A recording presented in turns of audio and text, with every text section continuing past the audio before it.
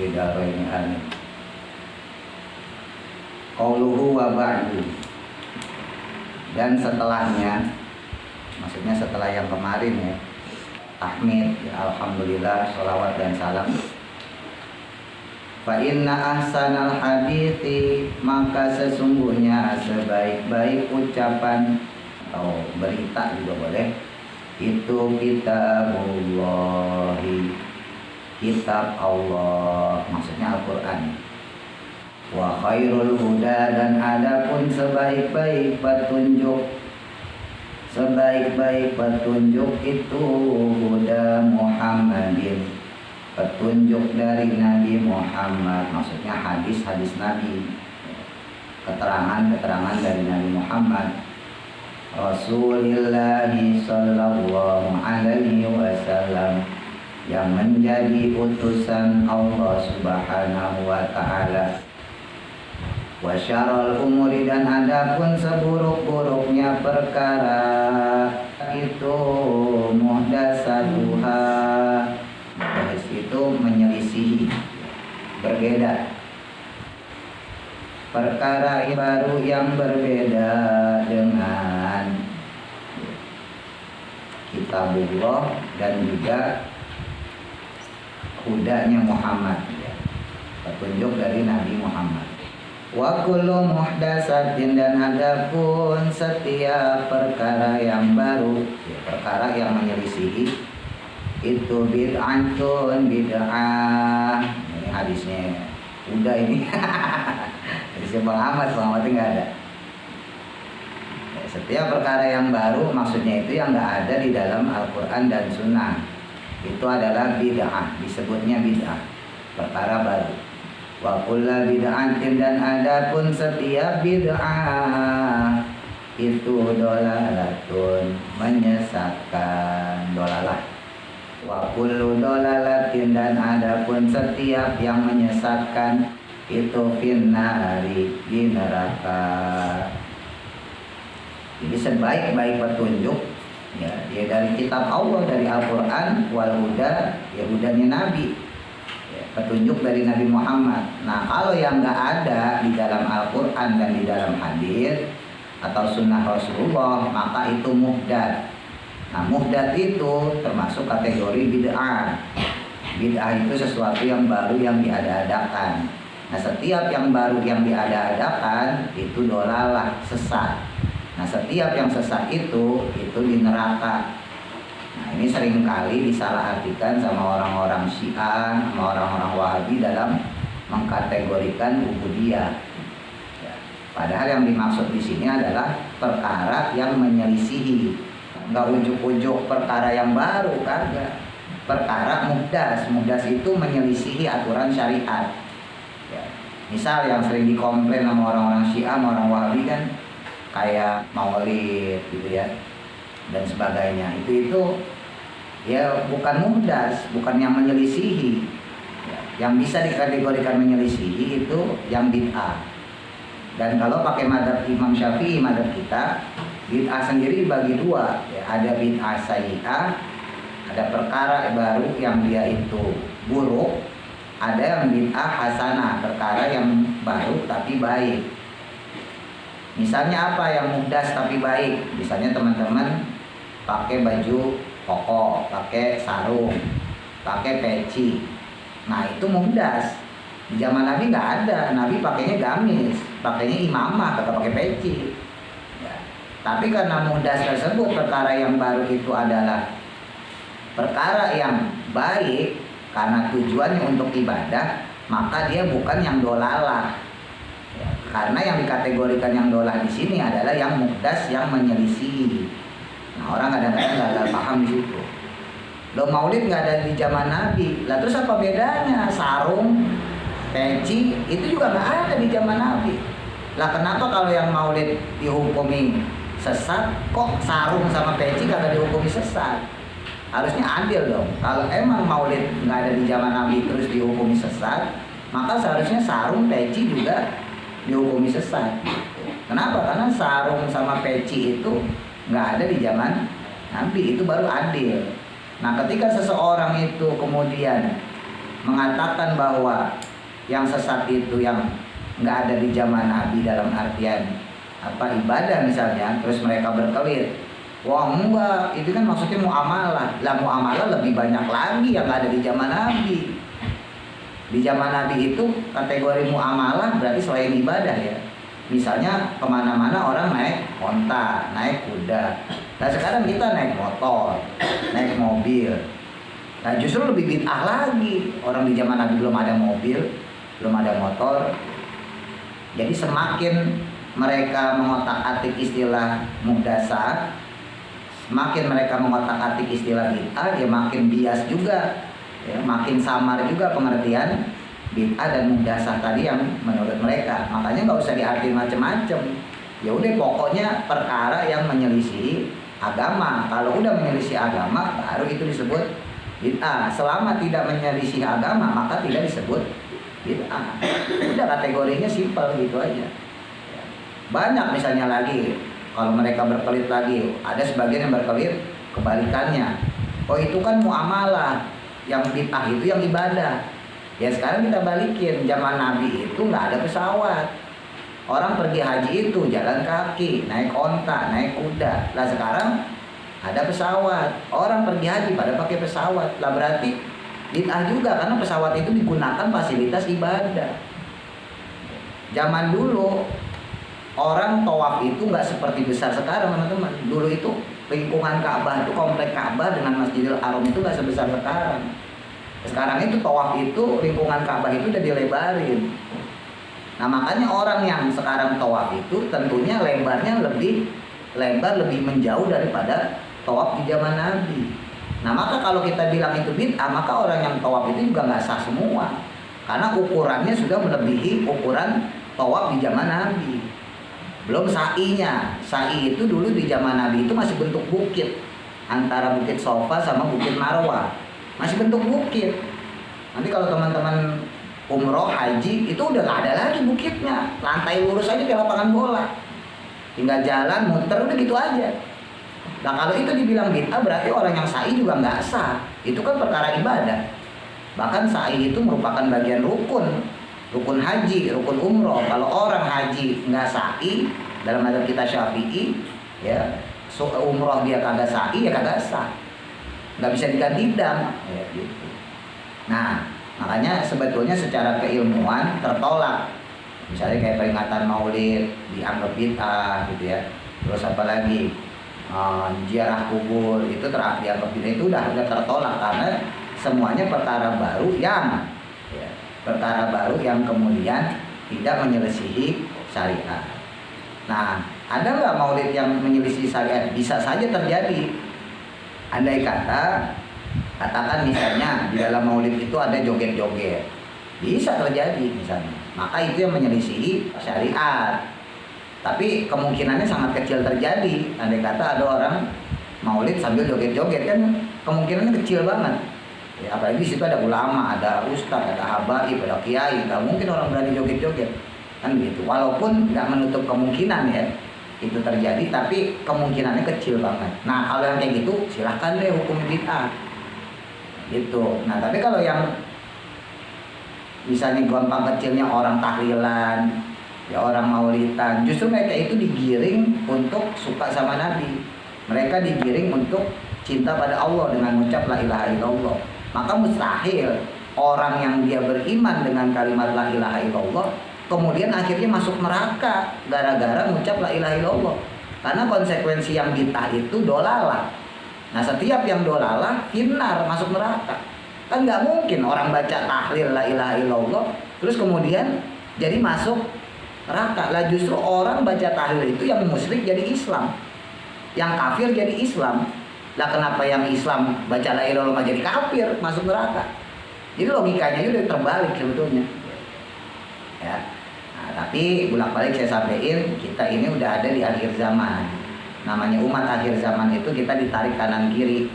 Ya, ada orang yang terlalu ekstrim kiri, ya terlalu mengagung-agungkan sampai kemudian dia asobiyah, ya terlalu fanatik, ya. Bukan fanatik dengan agama, tapi fanatik dengan keyakinan dia. Fanatik dengan mazhab, itu juga nggak boleh sebetulnya. Tetap kalau fanatik ya kepada Quran, fanatik kepada sunnah, bukan fanatik kepada madhab. Sebab namanya manusia tetap bisa salah, ya Imam Syafi'i, Imam Malik. Tapi kendati demikian enggak merubah takzimnya kita kepada imam-imam madhab gitu. Tetap kita harus hakul yakin bahwa beliaulah yang mengantarkan kita kepada sebuah kebenaran yang bersumber pada Al-Quran dan As-Sunnah gitu. Nah kalau kita bicara oh berarti kita balik ke Quran hadis nggak ikutin ulama misalnya gitu, nah itu malah salah. Justru ketika orang dia melakukan kajian, melakukan taklim, melakukan muhasabah melalui ulama-ulama, baik ulama salaf, ya, ulama terdahulu maupun ulama modern, justru itu yang mengantarkan dia kepada ayat-ayat Allah, mengantarkan dia kepada as-sunnah. Nah sekarang teman-teman misalnya, gampangnya sholat itu bisa dapat dari mana? Kalau bukan dari kitabnya para ulama, kalau bukan dari para ustadz, dari para kiai, para habaib, ya para guru, dan seterusnya. Kita nggak bisa, sebab Rasul itu cuma bilang solu kama ro'aitumuni usolli. Solu, sholatlah kalian kama ro'aitumuni, seperti kalian lihat aku usolli, saya sholat. Jadi kita cuma disuruh begitu doang. Nah masalahnya kan Rasul udah nggak ada di zaman kita. Nah terus yang nyontohin kita sholat siapa? Ya ustadz, ya ulama, ya kiai. Gimana cara takbiratul ihram yang benar, gimana cara sedekap yang benar. Walaupun kemudian setelah itu nanti terjadi khilafiyah ya, ada perbedaan pendapat. Tapi tetap kita bersumber juga kepada Al-Quran dan As-Sunnah. Jalurnya lewat para guru, dari para ustadz, dari para kiai, dari para ulama, habaib dan seterusnya. Gitu. Dulu saya ibaratnya Al-Quran itu mata airnya lah, sumbernya. Ya, sementara Nabi Muhammad dengan hadisnya, dengan sunnahnya itu ibarat embernya yang ngambil dari sumur tersebut. Nah kita ini ember yang ada di atas, kita itu pipa-pipanya yang menyalurkan ke rumah-rumah, ibaratnya gitu. Gak mungkin kita sebagai orang awam langsung nyelam ke dalam sumur, kita kagak bisa. Yang bisa nyelam ke dalam sumur itu siapa? Ya para ulama dengan bantuan hadis-hadis Nabi. Dan sulit untuk memahami sunnah-sunnah Rasul, hadis-hadis Nabi kalau nggak melajari berbagai fan ilmu yang ada. Dulu pernah saya sampaikan, misalnya salah satunya ya minimal Quran hafal, hadis ribuan lah hafal, untuk menjadi perbandingan istinbat hukum, ya penetapan hukum. Belum nanti belajar bahasa Arabnya, ya lughah bahasa Arabnya, dari masalah nahwunya, sorofnya, manteknya, bayannya, bade, ma'ani, macam-macam. Belum nanti belajar ilmu-ilmu yang berkaitan dengan istinbat hukum, usul fikihnya, qaidul fikihnya. Oh itu terlalu banyak buat kita, yang orang awam maksudnya gitu ya. Nah makanya lebih mudah bagi kita itu ya udah tinggal terima, belajar, duduk di pengajian, dengerin gitu ya, syukur-syukur model kayak kita, pakai ada kitabnya, ada sumbernya, itu lebih jelas. Ya gitu. Jadi kalau ada orang yang slogan kembali Al-Quran dan Sunnah sebetulnya benar, tapi bukan berarti kemudian kita menafikan para ulama, ya, bukan berarti kemudian kita menyingkirkan peran ulama. Tetap ulama itu punya peran besar, karena bagaimanapun juga al ulama'u warasatul anbiya, ulama itu adalah pewaris para nabi. Bismillahirrahmanirrahim.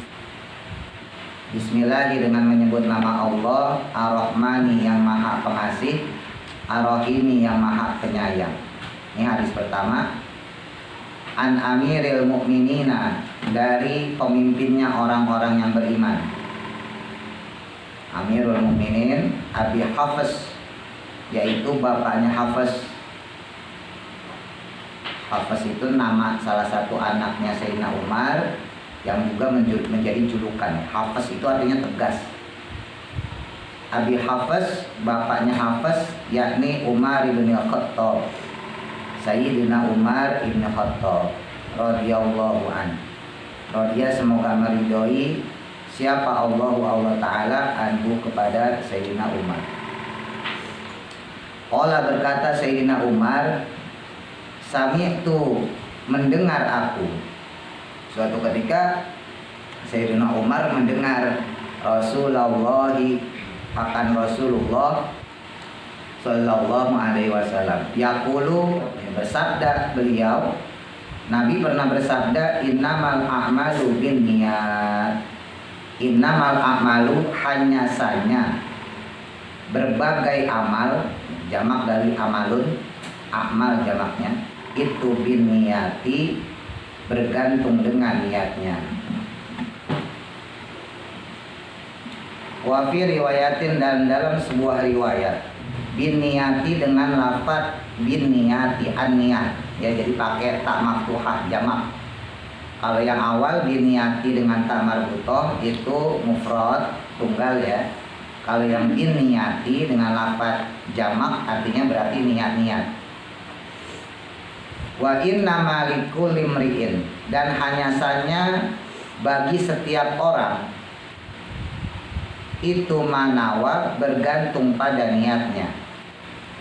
Paman, maka siapa orang kanat yang ada niatnya dia, apa hijratuhu, hijrahnya dia, ilallahi, kepada ridho Allah, wa rasulihi, dan kepada Rasulullah, maksudnya Nabi Muhammad,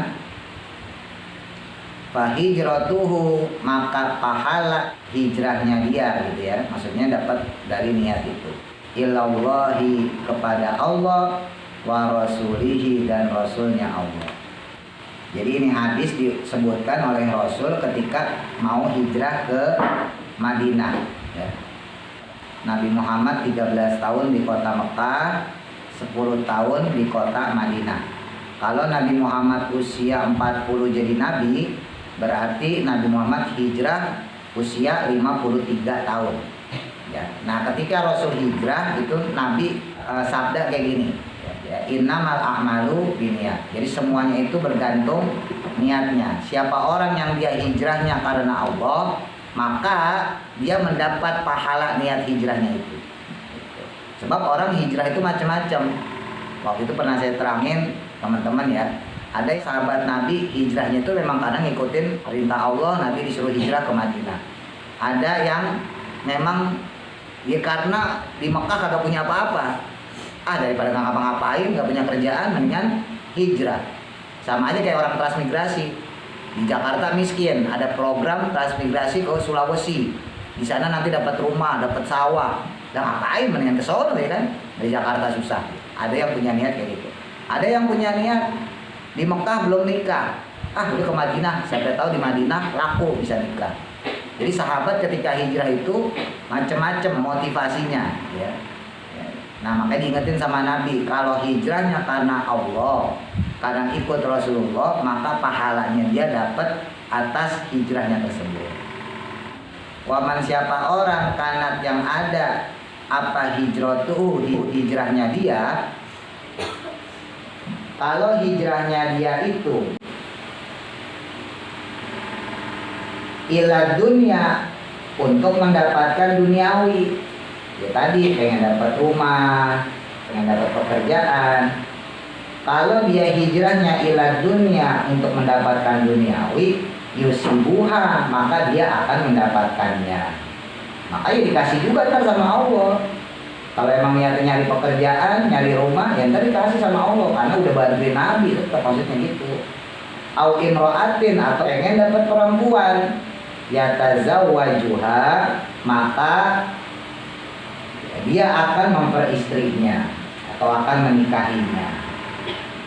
Ada orang niat hijrahnya karena pengen nikah, ya udah ntar dapat sama Nabi dikasih, ya. Sama Allah juga dibantu. Wa fi riwayatin, dalam riwayat yang lain teks hadisnya yankihuha, maka akan menikahi imro'ah, si perempuan.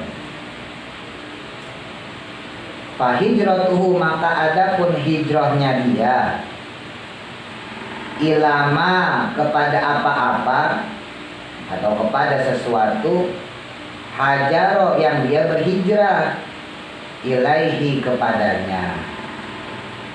Nah, dari sini kita belajar sehebat apapun ilmu hakikat itu tidak boleh meninggalkan ilmu syariat. Kan kalau hijrahnya karena Nabi berarti secara hakikat ya, karena Rasul. Kenapa kamu hijrah? Ya karena saya mencari ridho Allah, karena saya cinta Nabi, itu secara hakikat. Tapi secara syariat diperbolehkan. Saya hijrah karena saya pengen nikah, saya hijrah karena saya pengen punya pekerjaan, boleh. Siapa yang melarang? Makanya hati-hati, zaman sekarang banyak orang yang sok syariat, banyak juga yang sok hakikat. Banyak sok syariat gimana? Jadi yang ngomongin syariat, sholatnya harus bener, harus khusyuk, harus baseh.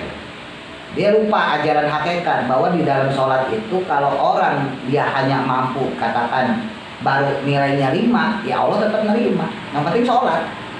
Itu secara hakikat. Tapi di sisi lain ada juga orang yang terlalu hakikat. Sholat itu ya udah menghadap Allah, ridho Allah cari udah, gak usah macem-macem, gak usah minta rezeki gini kaya tadi gak Allah kasih. Itu juga terlalu hakikat, blow on juga. Berarti dia menafikan bahwa Allah itu maha kaya untuk memberi dia. Seakan-akan gak pantas seorang hamba itu untuk meminta pada Allah, doa pada Allah. Padahal justru Allah nyuruh kita untuk berdoa, untuk minta.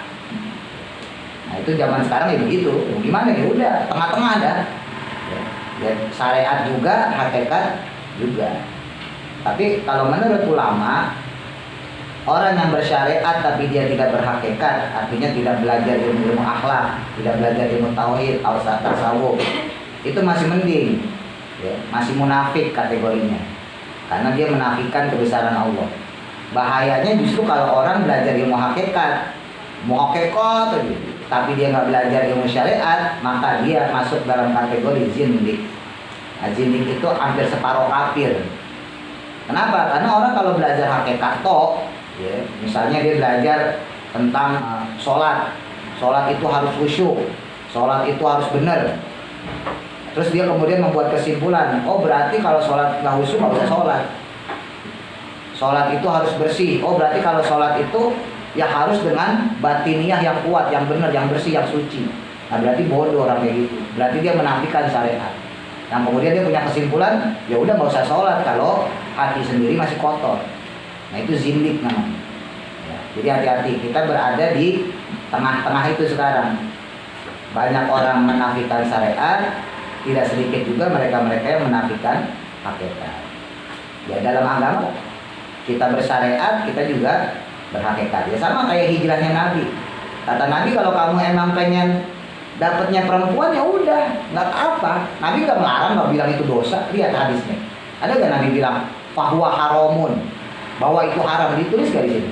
Nggak ada. Nabi bilang malah kalau kamu niatnya pengen dapetin dunia, au imro'atin, atau dia pengen dapet perempuan, maka ya tazawujuh, dia akan dapat bisa menikah dengan dia. Nabi nggak bilang fahuwa haramun, maka hijrahnya itu haram, nggak ada. Loh Nabi yang super hakikat loh.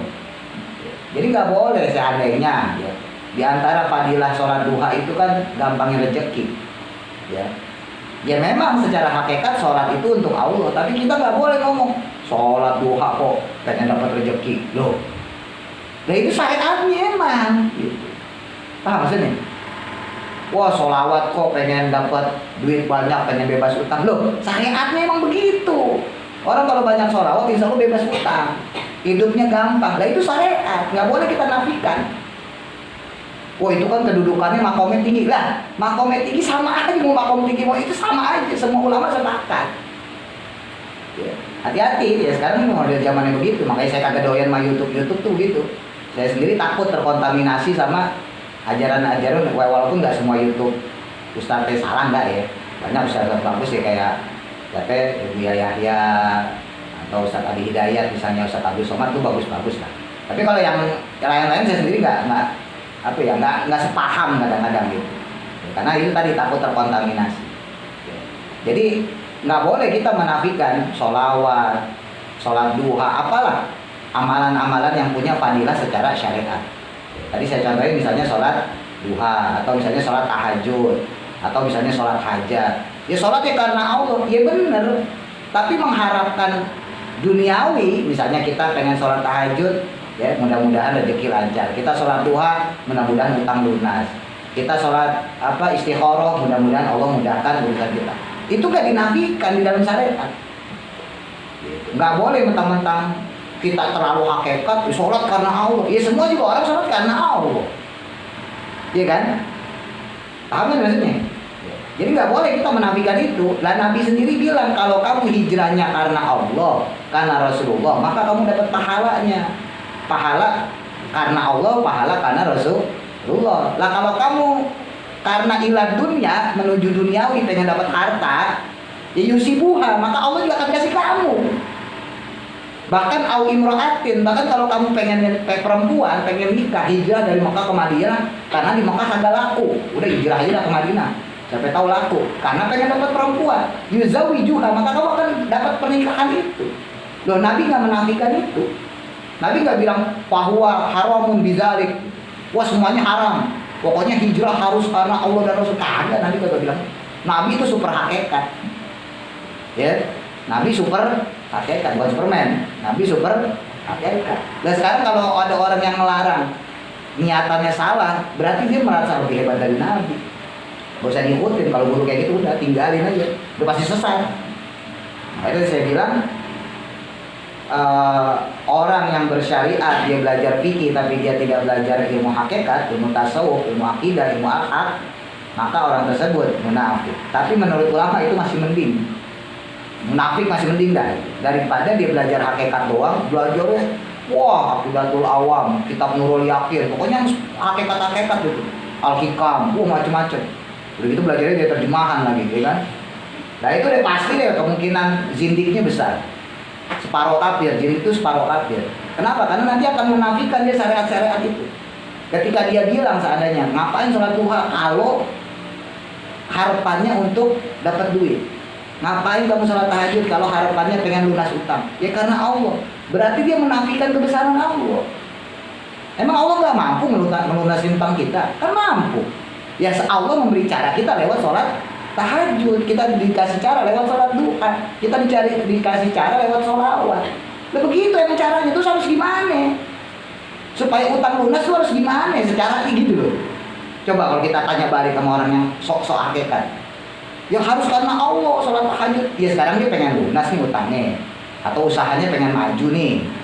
Ya sekarang kalau sholat duha harus karena Allah, sholat tahajud harus karena Allah, sholawat harus karena Allah. Terus solusinya ibadah untuk dapat itu kayak gimana coba? Coba kalau ditanya teman-teman lah yang mikir, coba gimana? Apa solusinya? Kagak ada. Iya kan? Lah karena nggak ada solusinya makanya ibadah, tetap syariat ibadah. Jangan dilarang maksudnya gitu. Maksudnya. Jadi syariat bagus, ya, tapi jangan terlalu syariat banget. Harus punya ilmu hakikat. Hakikat juga bagus, tapi jangan terlalu hakikat banget. Nanti kayak sisir jenar jadinya. Udah syariatnya juga jalan. Nah itu namanya balance ya, seimbang. Rawahu meriwayatkan hadis Imam al-Muhaddits, imam ahli hadis, Abu Abdillah ibni Muhammad ibni Ismail ibni Ibrahim ibni al-Mughirah Bardizabah Al-Bukhari, yaitu Imam Al-Bukhari. Jadi Imam Bukhari itu nama panjangnya Abu Abdullah Muhammad bin Ismail, panggilannya Imam Bukhari. Bukhari itu diambil dari kata tempat beliau, yaitu Bukhara. Bukhara itu kalau sekarang Rusia. Al-Ja'far, Ja'far boleh, Ja'fi boleh. Al-Ja'far wa Abul Husain, dan Abul Husain Muslim ibn al-Hajjaji. Ini nama Imam Muslim. Imam Muslim nama aslinya Abul Husain. Berarti hadisnya sahih ya. Ibnu Muslim Al-Qushairi An-Naisaburi fi Sahihima, dalam kitab sahih keduanya. Jadi kalau kitab Bukhari, kitab Muslim disebutnya kitab sahih. Kalau yang di bawahnya Abu Dawud, Tirmizi, Nasai, Ibnu Majah, Imam Ahmad, itu disebutnya sunan, kitab sunan. Sunan Tirmizi, Sunan Ahmad, Sunan Ibnu Majah, Sunan Nasai, Sunan Ad-Darimi, Sunan Ad-Dahabi, banyak di bawahnya. Dan masing-masing itu riwayatnya khilafiyah, maksudnya gitu. Beda sama Bukhari Muslim. Kalau yang kitab Bukhari Muslim itu semua ulama sepakat hadisnya sahih, makanya disebut sahih Bukhari, sahih Muslim. Tapi kalau yang Sunan Abu Dawud, Sunan Tirmizi, Sunan Nasai, itu ada ulama yang mengatakan oh ini sahih. Menurut ulama lain oh enggak, ini cuma hasan. Bahkan ada oh ini doi. Jadi beda-beda. Alladaini huma, adapun dua kitab beliau ini itu as-sahhul kutubi, paling sahih-sahihnya kitab. Kutub itu jamak dari kitab ya. Paling sahih-sahihnya kitab-kitab al-musannafati, yang pernah disusun. Musannaf yang mengarang, yang menyusun. Ulama sepakat bahwa kitab Sahih Bukhari itu adalah kitab paling sahih. Kitab Muslim juga kitab paling sahih.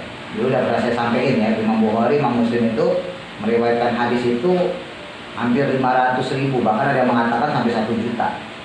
Dari 500.000, dari ratusan ribu hadis itu dikompres, ya, dicari apa yang dhaif, apa yang hasan, dikompres lagi sampai perawinya.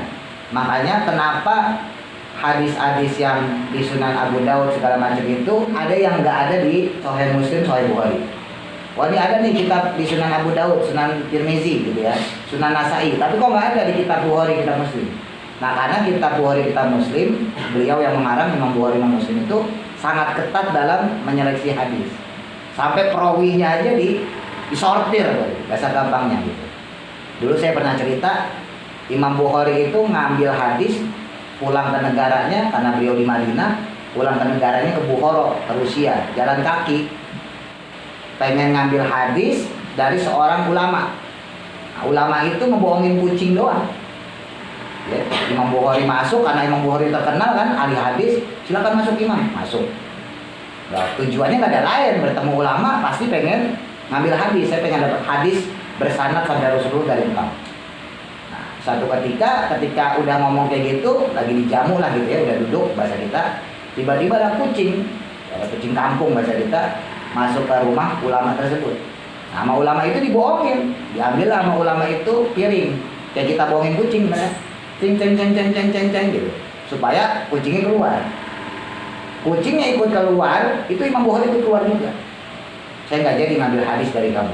Loh, kenapa? Ngapain saya ngambil hadis dari orang yang membohongi makhluk Allah? Ya kucing kan makhluk Allah juga. Kalau makhluk Allah kamu bohongi, apalagi saya entar. Nah, kucing yang kagak punya dosa aja kamu bohongin, apalagi saya yang banyak dosa ini. Nah, ntar kamu bohong, pulang membohongi. Sampai segitunya gitu. Padahal bisa jadi kan hadisnya benar. Sampai segitunya beliau meriwayatkan hadis ketatnya luar biasa. Makanya yang terjadi di kitab Sunan, tadi saya bilang Sunan Nasai, Tirmizi, Abu Daud dan sebagainya, itu biasanya bukan permasalahan di redaksi, tapi permasalahan adanya di perawi. Ada kalanya perawi ini menurut Imam Anu cacat karena kurang soleh. Ada perawi ini, oh ini nggak dikenal di zamannya, ini bukan ulama dan sebagainya. Tapi ala kulli hal ya jelas ya, kalau kita kumpulin ya hadis itu banyak, ratusan ribu, mungkin jutaan gitu. Karena nggak mungkin Nabi bersabda tiap hari selama 23 tahun beliau menjadi Rasul hanya terkumpul ribuan hadis doang. Di Imam Bukhari itu cuma 7.000, di Imam Muslim pun sama, kurang lebih 7.000 hadis. Itu pun 2.000-nya double, berarti redaksinya sama. Artinya apa? Di luar sana masih banyak hadis-hadis yang sampai sekarang belum ditemukan. Masih banyak hadis-hadis di luar sana yang belum dibukukan. Makanya kalau ada hadis misalnya di satu kitab, ulama kemudian ada yang berpendapat, komentar, ini hadis tidak ditemukan dalam kitab Sunan maupun kitab Sahih. Bukan berarti itu hadis palsu, belum tentu juga. Bisa jadi itu hadis yang memang bersumber dari yang lain. Makanya ulama-ulama hadis ketika menemukan hadis yang palsu, dalam ilmu hadis namanya maudhu, itu mereka condong tidak berani untuk mengatakan itu palsu. Paling ya bahasanya belum ditemukan, itu aja. Tapi ada ulama-ulama yang syariat ya, ulama-ulama fikih itu berani bahwa hadis tersebut maudhu, hadis tersebut palsu, ada. Ya itu tinggal teman-teman ambil bagusnya aja. Jadi kalau untuk dalil-dalil yang sifatnya ubudiyah, ibadah ya, sholat, zakat, puasa dan seterusnya, ya ambil dalil yang sahih. Dan itu semuanya terpenuhi di kitab Bukhari, Muslim. Tapi kalau untuk selain ibadah nggak ada masalah. Kalau kita mau ngambil hadis-hadis yang kaitannya dengan fadhailul a'mal. Misal saya beri contoh, ada hadis yang masih diperdebatkan oleh ulama yang sering teman-teman dengar, khususnya pas Ramadan itu, sumu tasihu, berpuasalah kamu maka kamu akan sehat. Itu hadis nggak sahih, sampai sekarang masih jadi perdebatan ulama. Ada ulama yang mengatakan itu hadis derajatnya hasan, berarti masih mending ya. Ada yang mengatakan dhaif, lemah karena perawinya cacat. Ya, ada salah satu perawinya yang tidak dikenal di antara sahabat itu. Nah itu cacat, berarti orang kan tidak dikenal. Ada yang mengatakan maudhu, palsu. Palsu itu hadis. Ada yang mengatakan itu makolahnya Sayyidina Ali. Nah, Karena ini fadhailul amal, ya bukan berkaitan dengan ibadah Ramadannya itu sendiri. Sebab kalau ibadah Ramadan maka dalilnya jelas. Ya ayyuhalladzina amanu kutiba alaikumus syiyam, kan gitu. Nah, kalau di di hadis-hadis Nabi lebih banyak lagi lah. Ya, man shoma ramadhana imanan wa ihtisaban dan seterusnya banyak lah. Nah, ini kan cuma dalil penunjang. Sumu tasihu, kalau kamu pengen sehat ya puasa. Karena itu dalil penunjang maka nggak ada masalah. Gitu. Cuman ini kalau dalil yang penunjang yang dia bukan sahih, ya hasan dari ke bawah, itu hanya bisa digunakan sebagai dalil pribadi, nggak bisa dijadikan dalil argumentasi. Jadi seandainya udah Ridwan bilang man shoma ramadhana imanan wa ihtisaban, siapa orang yang dia berpuasa Ramadan dengan ihtisab, mengharap ridho Allah, ghufira lahu ma taqaddama min dzambi, maka dia akan diampuni dosanya. Itu nggak bisa diadu sama sumutasihu. Oh enggak ada, yang benar sumutasihu kalau puasa sehat, nggak bisa. Karena yang satu derajatnya sahih, yang satu derajatnya masih dipertanyakan. Jadi artinya kalau kita berdebat ya dalam bahasa keilmuan, kalau orang berdebat dengan dalil yang lemah, ya otomatis kita kalah. Paham ya? Titik. I'lamu ketahuilah. Maksudnya kita nih yang ngaji. I'lamu ketahuilah oleh kalian ikhwani, wahai saudaraku, wafiqni, dan memberi petunjuk kepadaku. Siapa Allahu Allah Ta'ala, wa iyyakum, dan juga kepada kalian, li ta'atihi, untuk taat padanya. Ini mulai masuk penafsirannya. Anna bismillahirrahmanirrahim, sesungguhnya lafaz bismillahirrahmanirrahim itu kalimatun, kalimah atau kata, man, adapun siapa orang, tahaqqaqa, yang yakin, hakul yakin, biha, dengan bismillah, falahu, maka baginya jazilun, pahala atau karunia, an-nawalu, yang besar. Waman, maka siapa orang, dzakaroha, yang mengucap bismillah, siapa orang yang mengucap bismillahirrahmanirrahim, balagha, maka sampailah apa nihayatul amali, keinginan harapannya atau keinginan angan-angannya. Orang yang dia mengucap bismillah, maka apapun insya Allah akan tercapai. Makanya Nabi nyuruh kita mengawali semua pekerjaan dengan bismillah. Berangkat ngaji bismillah, berangkat sekolah bismillah, bismillahi tawakkaltu ala Allah, la haula wala quwata illa billah. Berangkat dagang, berangkat kerja, jangan lupa ya.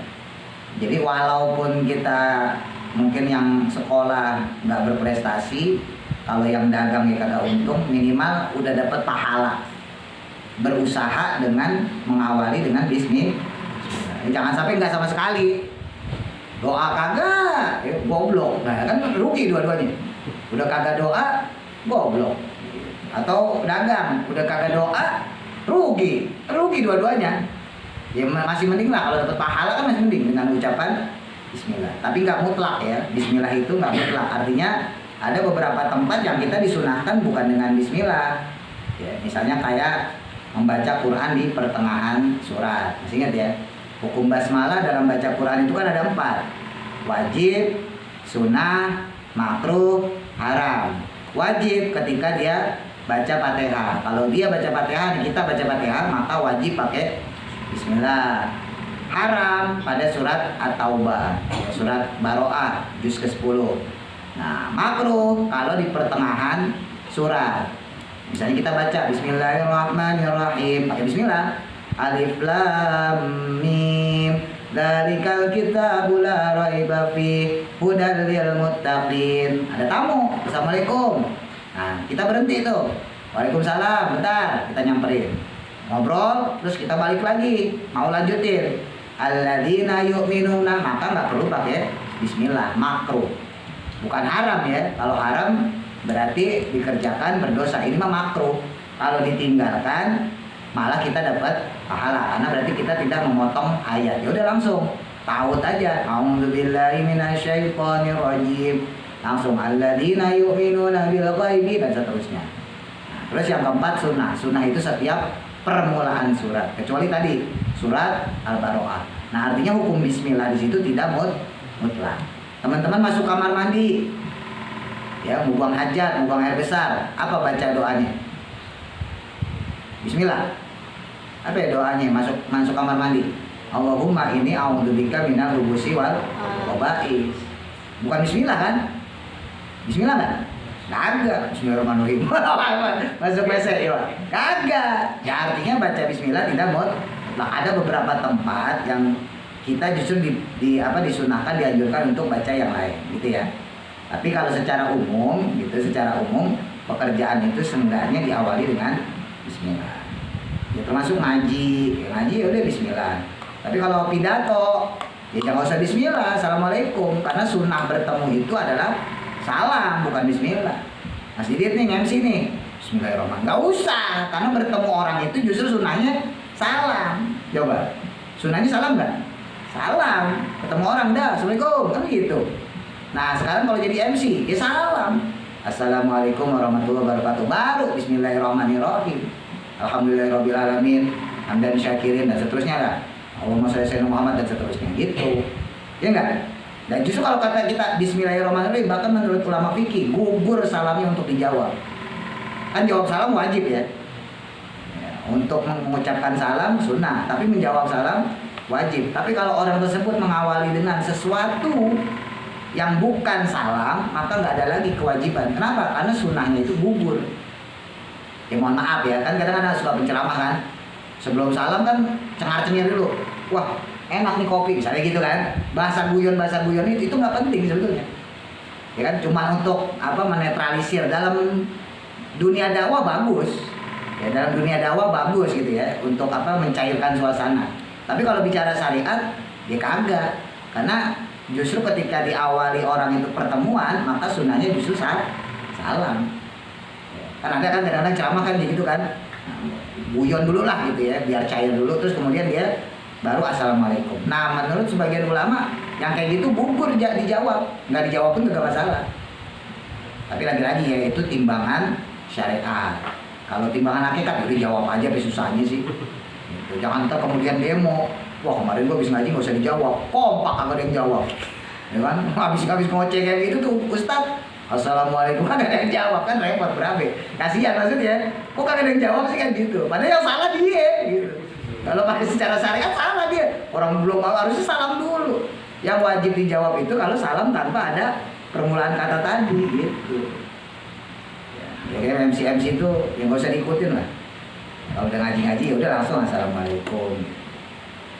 Waman dan adapun siapa orang lazimuha yang senantiasa melazimkan, membiasakan bismillah atau senantiasa mengucap bismillah, khuliat maka akan dikalungkan alaihi padanya apa khilul iqbali, kalung penerimaan atau pengabulan. Ya maksudnya orang kalau dia doa, dia pengen mengucapkan suatu harapan, terus baca bismillah, maka akan diberikan pengabulan doanya. Wa ulbisa dan dipakaikan, mabni majhul ya, di. Kalau albasa memakai, kalau ulbisa dipakaikan. Wa ulbisa dan dipakaikan apa kolbunya, dipakai apa? Hilalal ittisali, hiasan-hiasan untuk sambung pada Allah. Ittisal itu bahasa tauhid, bahasa tasawuf. Usul ya, kalau bahasa tasawufnya usul. Ya, nyampe ingat sama Allah. Hiasan-hiasan usul atau ingat selalu kepada Allah. Wa ufrida dan dikhususkan apa ruhu rohnya, bisyuhudil jamali dengan kesaksian atau persaksiannya keindahan Allah. Wa istukhlisu dan diberikan kemurnian atau dimurnikan juga boleh, dibersihkan juga boleh. Sirruhu hatinya, sir itu ya pelan, lembut. maksudnya ya hati. Bikasfil jalali, dengan terbukanya, ya, kasfi itu kasyaf, dengan terbukanya sifat jalalnya Allah. Jadi kalau orang biasa mengucap bismillah, maka Allah akan membiasakan dia, ya, untuk hatinya itu senantiasa berhias, ya, hanya untuk Allah. Jadi usul, kalau bahasa kita tuh usul itu ya apa-apa ingat Allah. Melihat minuman ingat Allah, wah hebat banget Allah bisa bikin minuman.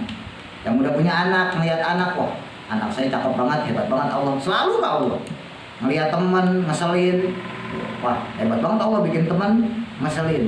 Wah ada yang baik, wah hebat banget Allah bikin teman bisa baik kayak gini. Selalu Allah, nggak ada yang pikiran yang lain, selalu Allah. Itu namanya usul. Jadi orang yang awam seperti kita biasanya usul itu cuma sholat. Ketika teman-teman Allahu Akbar, ya udah ingat Allahnya itu doang aja. Di luar sholat kan jarang kita ingat Allah. Dapat duit, ya alhamdulillah doang. Tapi nggak syukur secara kolbu, nggak syukur secara perbuatan.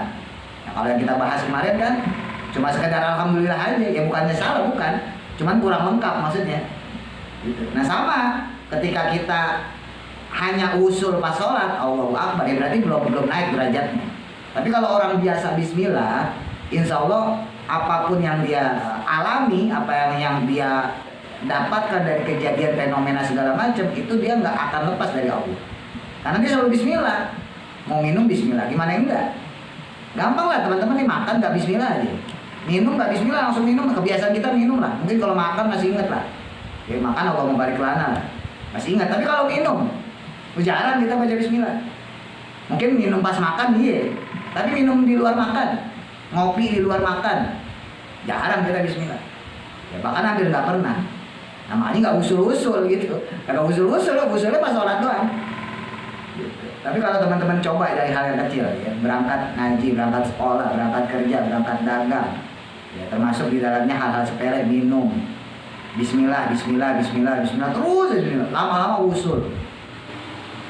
Faya maka adapun kalimat bismillah itu kalimat tawasala yang bertawasul. Tawasul itu menggunakan sesuatu sebagai wasilah tawasul. Biha dengan bismillah siapa Nuhun Nabi Nuh alaihi salam fi zamanil qadimi pada zaman dahulu. Wa adat dan kembali apa barokatuha keberkahan bismillah alal hudhudi pada burung hudhud. Pakusia maka dipakaikan tajan akan mahkota minasami dari Allah yang maha mendengar, asami al-alimi dan maha mengetahui. Waqala dan berkata Bilqis, ganti aja Bilqis nggak? Tapi ada juga yang mengatakan Bulaikis, sama aja. Ya ayuhal mala'u wahai para penduduk, ini sesungguhnya aku ulkiya diberi ilaya padaku kitabun satu kitab karimun yang mulia, innahu sesungguhnya kitab yang mulia itu min Sulaiman dari Sulaiman, dari Nabi Sulaiman. Wa innahu dan sesungguhnya kitab tersebut, bacaan di dalam kitab itu Bismillahirrahmanirrahim. Walam yakroha maka tidaklah membaca akan Bismillahirrahmanirrahim siapa Sulaimanu Nabi Sulaiman ila kecuali hubi'a ditundukkan lahu untuk Nabi Sulaiman kulla syai'in akan segala sesuatu. Jadi Bismillah itu pernah dijadikan tawasul oleh Nabi Nuh alaihissalam. Bahkan Bismillah itu juga dipakai oleh Nabi Sulaiman ketika berdakwah kepada Ratu Bilqis. Nah, bismillah itu juga yang kemudian dengan lafaz tersebut Nabi Sulaiman bisa menundukkan segala sesuatu. Nabi Sulaiman kan terkenal ya, bisa menundukin hewan, ya, pohon, udara, angin, macam-macam. Bahkan termasuk bisa berdakwah ke Ratu Bilqis. Wa amarahu, dan memerintahkan Nabi Sulaiman. Siapa yang memerintahkan? Allahu Azza wa Jalla. Allah Azza wa Jalla, Azza maha tinggi, wa Jalla maha luhur. Yauma unzilat, di hari turunnya, ya turunnya bismillah, alaihi pada beliau, ayunadi agar ya, mengundang atau berseru, fi asbati bani Israila, pada suku-suku Bani Israel. Apa yang disampaikan? Ala ketahui laman, adapun orang ahaba yang cinta atau yang suka, minkum dari kalian, ayah duro, untuk menghadiri atau mendapatkan amanallahi, amanah Allah. Falyadur, maka hadirlah, ila Sulaiman, kepada Nabi Sulaiman, fi mihrabi Dauda, pada mihrab. Mihrab itu singgasana atau tempat khutbah juga boleh. Fi mihrabi Dauda, pada tempat mihrabnya Nabi Daud. Karena Nabi Sulaiman itu anaknya Nabi Daud ya. Nabi Sulaiman mewarisi kerajaan Nabi Daud. Nabi Daud melawan Jalut ya. Kalau difilmin Goliat, cari deh film Goliat itu Daud, di filmnya namanya David. Fa'innahu, maka sesungguhnya Nabi Sulaiman itu yuridu, menginginkan atau berkehendak, ayakuma, untuk berdiri, khotiban, halnya khotib ya, berceramah. Falam yabqa, maka tidak tersisa, siapa mahbusun, seseorang pun, fil ibadah, di dalam ibadah. Wala sa'ihun, dan tidak juga orang yang berjalan, hatta harwala, kecuali datang atau sehingga dia datang, ilaihi, kepadanya, kepada Nabi Sulaiman, hatta ijtama'at, sehingga berkumpul mereka, alaihi, pada Nabi Sulaiman. Siapa yang berkumpul? Al-akhbaru, tokoh-tokoh agama, para pembesar-pembesar, wal ibadu, dan ahli ibadah, wal ibadu, dan para ahli ibadah, wazuhadu, dan para ahli zuhud, wal asbatu, dan ya, suku-suku, kulluhum, ya semuanya. Taukid ya, yang kita pelajari. Indahu, di hadapan Nabi Sulaiman. Faqoma, maka berdiri Nabi Sulaiman, fauqa mimbari Ibrahimu, di atas mimbarnya Nabi Ibrahim. Zaman dulu masih ada. Nabi Sulaiman itu di bawahnya Nabi Ibrahim ya. Nabi Daud di bawah Nabi Ibrahim. Al-khailu, yang menjadi kekasih Sallallahu alaihi wasallam. Summa ta'ala, kemudian membaca, alaihi, di atas mimbar. Kemudian Nabi Sulaiman membaca di atas mimbar, amanatan, akan amanah. Al-amanatu, adapun amanah ya, amanah yang tadi bisa mengamankan kita, menjaga diri kita, mendapat aman dari Allah. Itu bismillahirrahmanirrahim. Lafaz bismillahirrahmanirrahim. Jadi Nabi Sulaiman ini sampai ngumpulin orang untuk ngasih tahu bahwa ada satu amanah dari Allah yang bisa membuat kita terjaga dari keburukan, dari kejelekan, dari musibah. Ya, amanah tersebut adalah lafaz Bismillahirrahmanirrahim.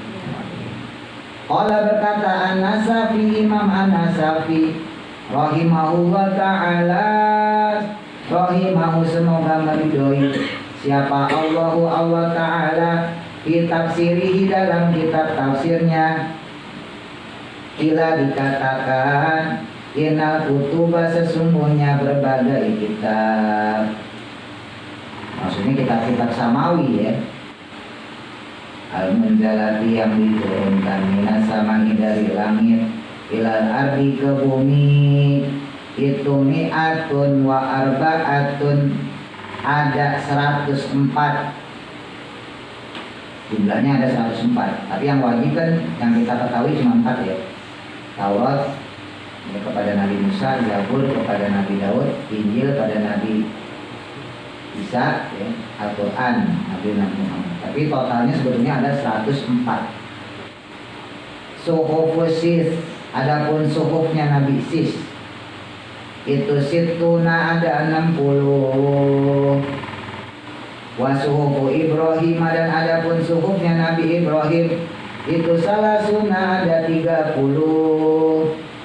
Wasuhufu Musa, dan adapun suhufnya Nabi Musa qabla Taurati, sebelum turunnya Taurat itu asyratun ada 10. Wa Tauratu, dan adapun Taurat, wal Injilu, dan Injil, wal Zaburu, dan kitab Zabur, wal Furqani, dan kitab Al-Quran. Furqan itu nama lain dari Quran. Wa ma'ani kullil kutubi, dan adapun segala makna setiap kitab-kitab itu majmu'atun terkumpul. Semua makna kitab tersebut terkumpul di mana? Bil Qur'ani, pada Al-Quran. Jadi sekalipun masih ada seandainya kitab-kitab terdahulu, itu nggak perlu dipelajari lagi karena sudah ada di dalam Quran, maksudnya gitu. Sekalipun masih ada, tapi udah nggak ada ya, karena udah nggak asli lagi, ya udah nggak orisinil, udah banyak yang diubah-ubah. Tapi sekalipun ada, seandainya ada, tetap nggak perlu dipelajari karena semuanya sudah terkumpul dalam Al-Quran, karena Al-Quran itu menjadi penyempurna. Wa ma'anil Quran, dan adapun segala makna Quran, intisari atau makna dari Al-Quran itu majmu'atun terkumpul fil Fatihati, pada surah Fatihah. Dan semua yang terkumpul di dalam Al-Quran itu terkumpul juga di dalam Fatihah. Kenapa? Karena Quran itu kan berisi setidaknya 3 dasar ya. 1 tauhid, 2 syariat, ya. Syariat itu berarti sholat, zakat, puasa gitu ya. Terus yang ketiga akhlak. Itu terkumpul semuanya 3 tersebut dalam Fatihah. Coba teman-teman awalin pertama dengan Bismillahirrahmanirrahim, dengan menyebut nama Allah yang Maha Pengasih lagi Maha Penyayang. Tauhid bukan?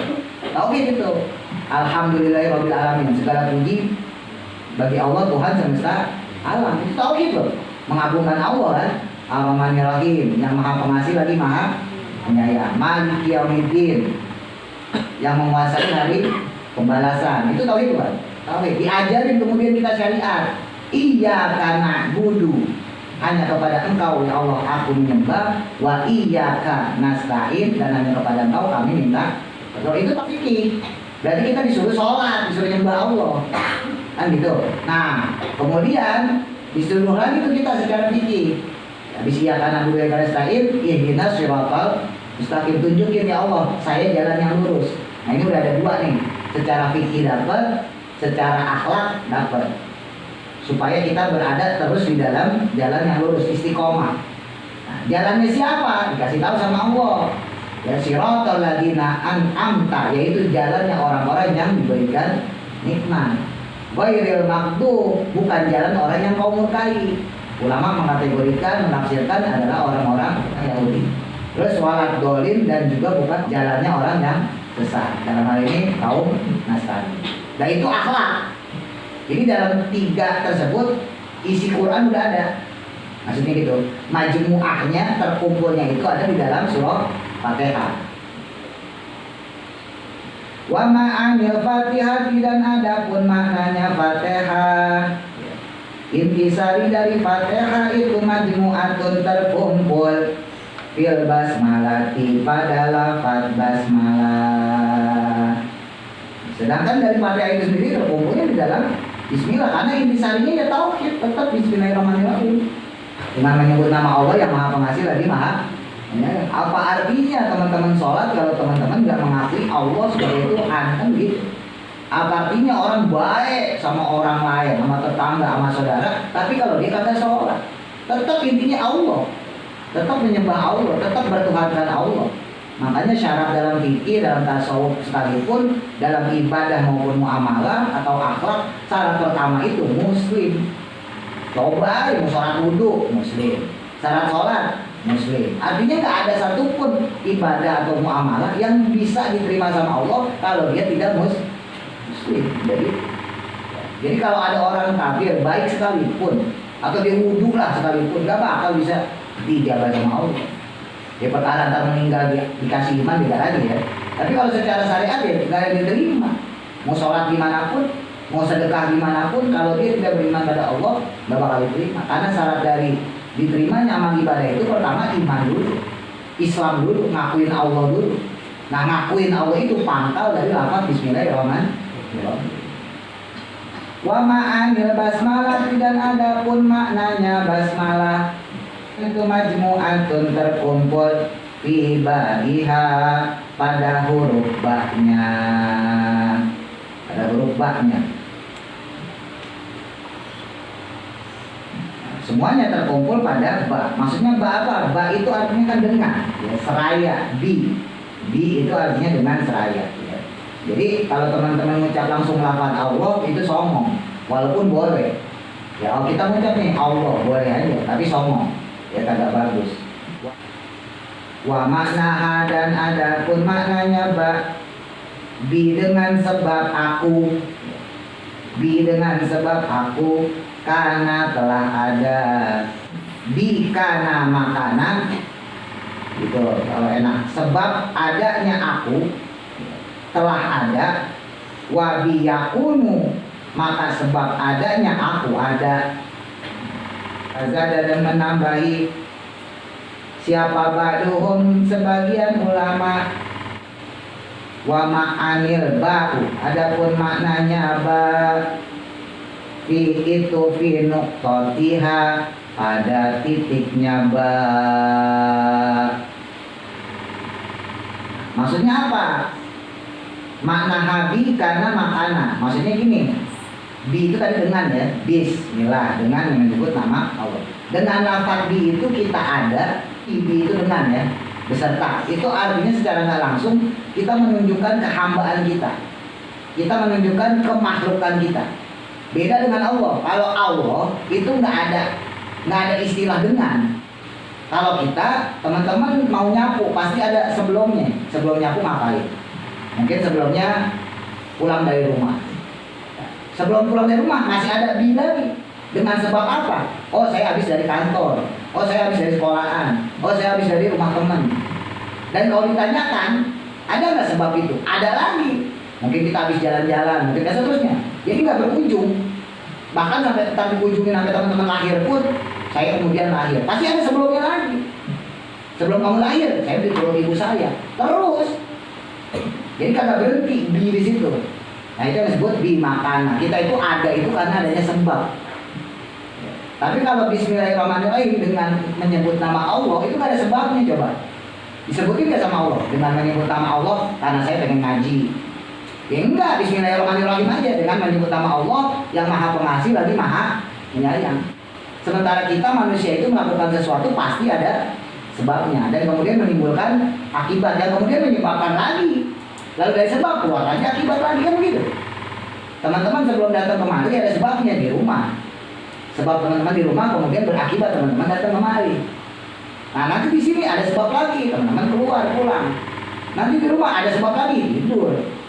berakibat tidur, jalan tidur, ngeluarin sebab lagi, bangun, begitu aja seterusnya. Tapi lafaz bismillah kagak ada sebabnya, apa sebabnya? Ujung-ujungnya bismillah udah. Ya kan kita mau doa, ya beda lagi. Kalau doa itu memang suruh perintah sama Allah mengawali sesuatu dengan bismillah. Tapi lafaz bismillahnya sendiri secara tauhid kagak ada ujung-ujungnya. Paham gak sih? Pusing-pusing dipahin. Maksudnya kagak ada juntrungannya gitu loh. Beda sama alhamdulillah. Alhamdulillah kan ada ya, kemarin kita bahas tuh alhamdulillah alamin. Karena ada sesuatu yang bisa kita puji karena ada Allah, kan gitu. Karena ada Allah ya kita memuji Allah. Perkara antar masalah kita dapat duit, dapat kesenangan, kebahagiaan itu perkara lain lah. Intinya ada sesuatu yang menyebabkan kita mengucap alhamdulillah, kan begitu. Tapi kalau bismillah coba ada nggak? Nggak ada. Ucapan subhanallah pasti ada sesuatu yang dahsyat, ada sesuatu yang hebat. Misalnya kalau di Quran surat Al-Isra, subhanalladzi asra bi 'abdihi lailan minal masjidil haram. Subhanalladzi maha suci Allah, zat alladzi asra yang memperjalankan bi 'abdihi hambanya yaitu Nabi Muhammad. Ya, lailan pada satu malam minal masjidil haram dari Masjidil Haram ilal Masjidil Aqsa ke Masjidil Aqsa. Bayangin aja terbang dari Masjidil Haram ke Masjidil Aqsa naik Sidratul Muntaha dengan satu malam. Itu peristiwa hebat. Makanya ucapannya subhanallah, subhanalladzi. Ada sebabnya. Lafaz subhanallah tadi ada sebabnya, sama seperti tadi alhamdulillah ada sebabnya. Tapi kalau bismillah apa sebabnya? Kagak ada. Justru dengan bismillah itu kita mengawali. Ya kan? Teman-teman tadi saya sampaikan mau dagang, yang kerja mau kerja, yang sekolah mau kerja mau sekolah. Justru mengawali dengan bismillah. Justru bismillah itu menjadi sebab kenapa kamu sekolah ya karena kamu memulai dengan bismillah. Kenapa kamu kerja? Karena saya memulainya dengan bismillah. Kenapa kamu dagang? Karena saya memulainya dengan bismillah.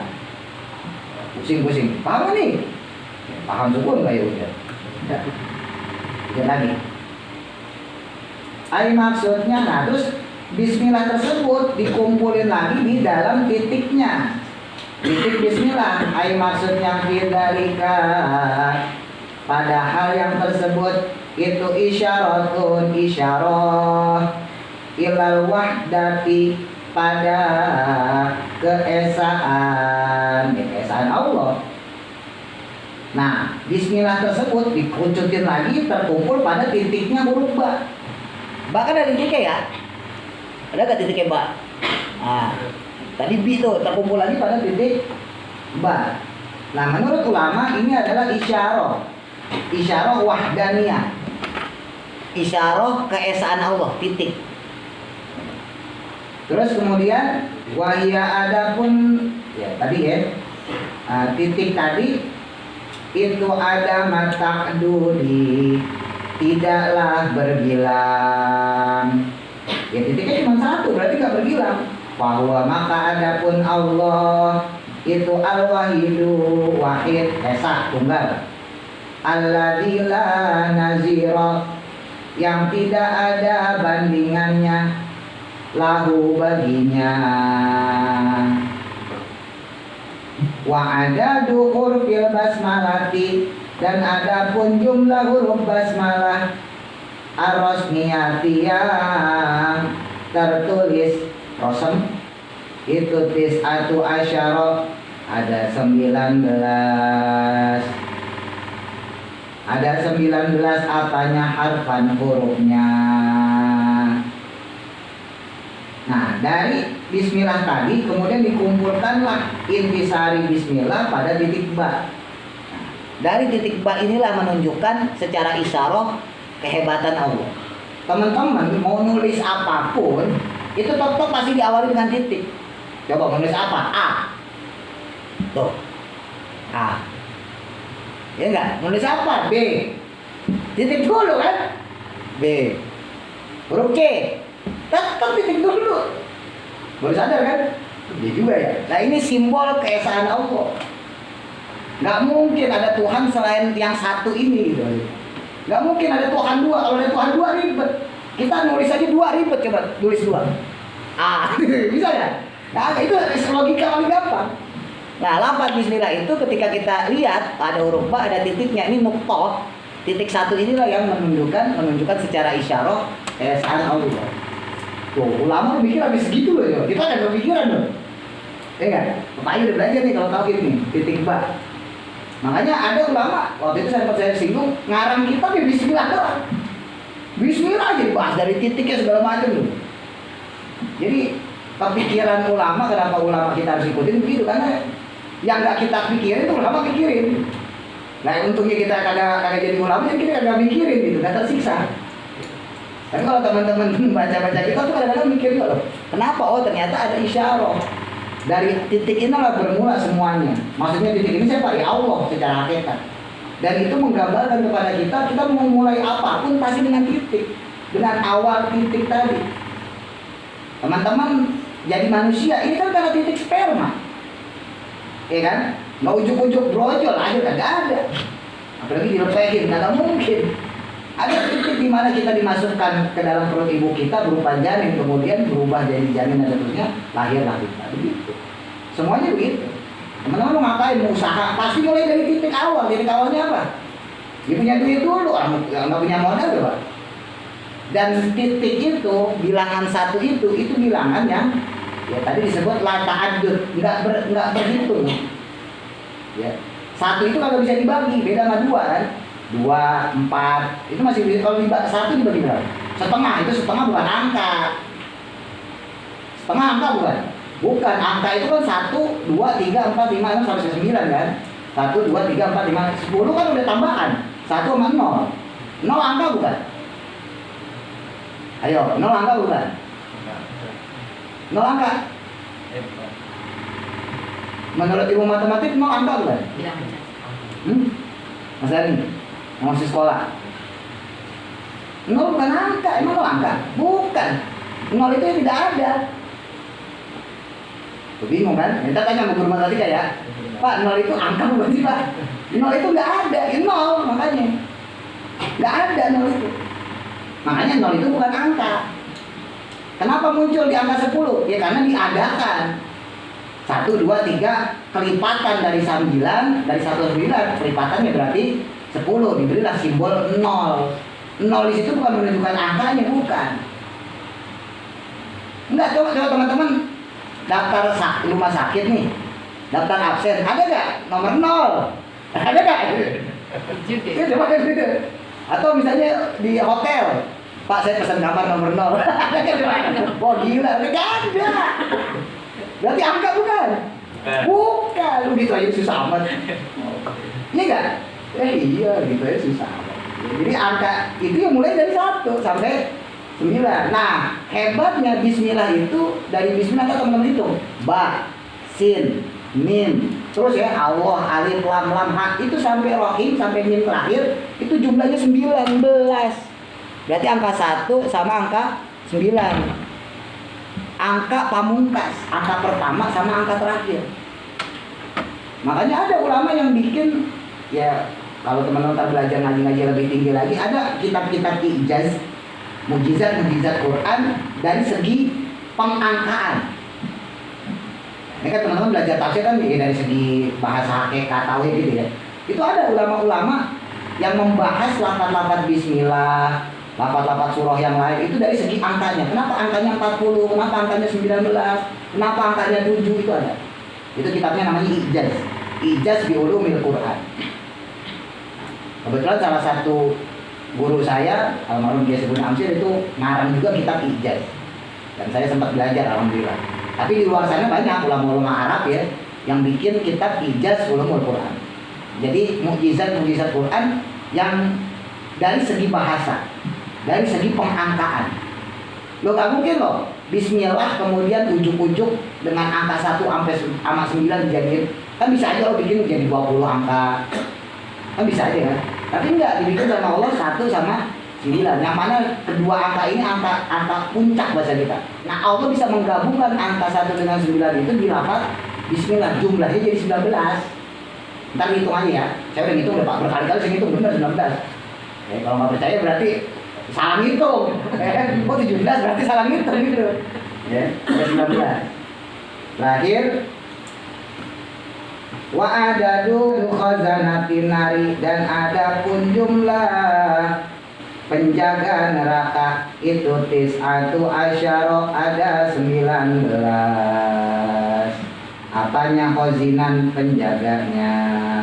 Kama seperti halnya qala berfirman siapa Allah Ta'ala, Allah Subhanahu wa Ta'ala, alaiha padanya, maksudnya pada neraka itu tis'ata asyar, ada 19 malaikat. Ada 19 malaikat pada neraka. Nah, orang kalau biasa baca bismillah, insya Allah 19 huruf dalam bismillah itu menjaga kita dari sampai masuk neraka. Tapi syaratnya tadi dawam, ya, mendawamkan lafaz bismillah. Jadi ntar kalau kita digeret nih masuk ke neraka sama penjaga nomor 1, wah itu lafaz ba nya datang, seret. Digeret sama penjaga neraka yang kedua, lafaz sin datang, seret. Kita digeret sama penjaga ketiga, datang huruf mim, seret. Jadi sampai 19 penjaga itu dia nggak bisa bawa bismillah. Kenapa? Karena lafaz bismillah itu ada di dalam surganya Allah yang mengalir di dalamnya telaga. Nah, di mana kisah selanjutnya? Insya Allah bulan depan. Wallahu a'lam. Dan manfaat al-Fatihah. A'udzu billahi minasyaitonir rajim. Bismillahirrahmanirrahim. Alhamdulillah.